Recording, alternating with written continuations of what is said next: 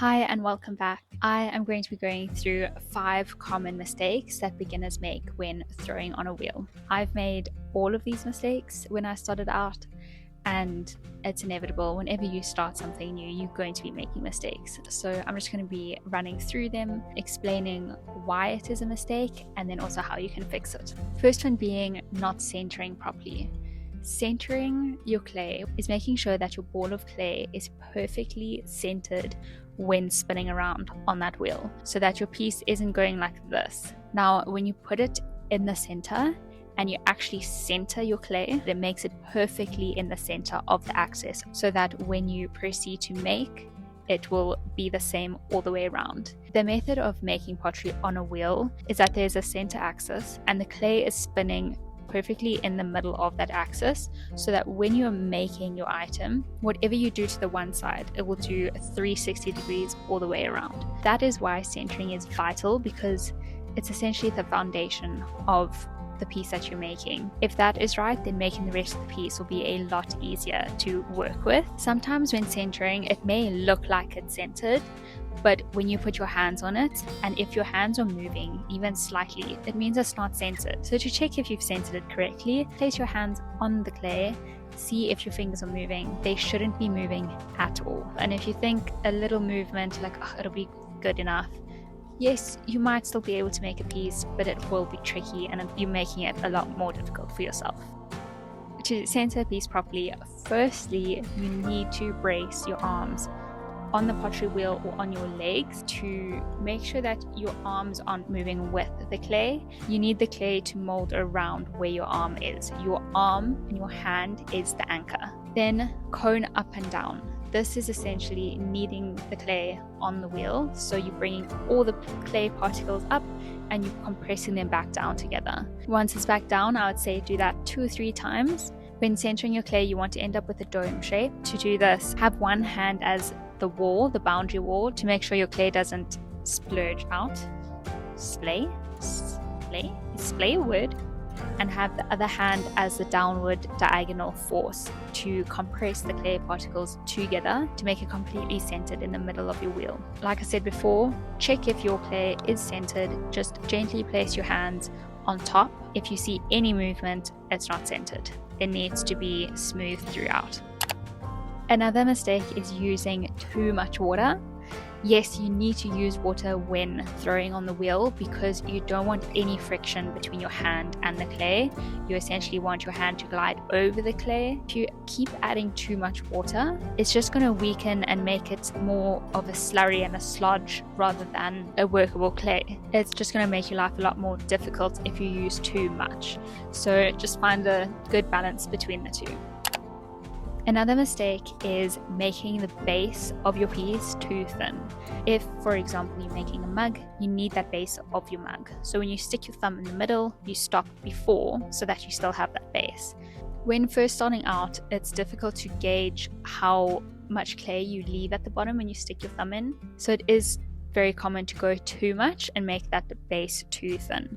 When it's too thin, when you wire off your piece, your wire will either just go straight through the base, or you'll end up with a base way too thin compared to your walls, which will be thicker and will just be way more likely to crack or break. It will also not leave enough room for when you want to trim the bottom of your piece. You can't add a footing or trim anything on the bottom because it'll be too thin to take clay away. There's no more clay to take away.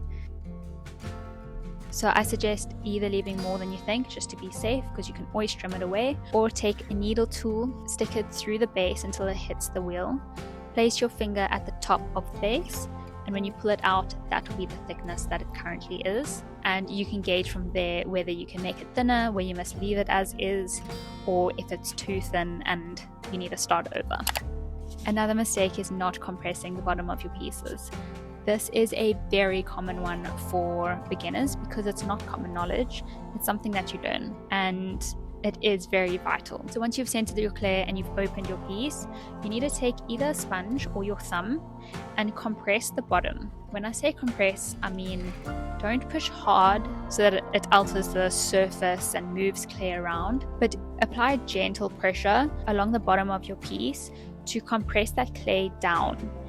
If you don't do this, when it dries or when it goes in for its first firing, it is way more common to get an S crack. It's called an S crack because you'll see on the bottom of your piece, it will be a crack that is curved sort of in an S shape. And that happens because the wheel is spinning around like this. And so those particles are going in that direction. When you compress it, yes, it's still spinning, but you're compressing those clay particles down into each other, so it's more flat and they become stronger. Very, very vital. Do that to any piece that you make on the wheel. Before you start pulling the walls, always compress the bottom of your piece first. Next mistake is pulling your walls too fast. Yes, the wheel can go fast, but there is different speeds based on different needs. When you're centering, you want it to go faster, but when you're pulling, it needs to go a lot slower. When I say pulling, I mean that's the action of pulling the walls up. You essentially want the speed of your wheel to rotate the same speed that you are going up, so that your fingers go over each section of the piece that you're making. If you go too fast, it will essentially make like a spiral. You'll see some parts will be thinner than others in a spiral direction, and it will just make your walls wonky. It will throw out your whole piece. You also are in less control. When it's going so fast, you don't have that control that you need when pulling, and the walls are going to be so delicate because as you pull, you're making those walls thinner. Make sure you slow it down. Rather go slower than faster, and gently pull up the walls. You don't want to feel like you're forcing anything and that it's out of your control. It needs to feel natural and like your fingers are just gliding over the surface and it's naturally just pulling up. One last thing that I would like to add is a bonus tip that I find very handy for on the wheel, especially if you don't have a bat system, and that is to place a piece of paper on the top of your piece, and that will help it keep its shape when you're moving and handling it. Obviously, it's not perfect, you still need to be very gentle with it, but essentially traps the air inside, and so when you move it around, it's helping it keep its shape because air can't escape or move. I like to dip my finger in some water and run it along the rim so that it creates a seal. I find that helps a lot with trying to keep its shape when you are handling a freshly thrown piece. So I find this tip very handy, and I hope you do too. If you have any other questions, please leave them in the comments or message me on Instagram. Like and subscribe if you'd like to see more content like this. I also do pottery tutorials, and I document my life as a ceramic artist and architectural designer living in Zimbabwe. If you want to follow along on my socials, my ceramic Instagram is klay.ceramics.ws. WS stands for Wendy Stone, and my social Instagram is wens.stone. As I said, like and subscribe. It helps a lot more than you think, and it's free. Thank you so much for watching, and I'll see you next time. Bye!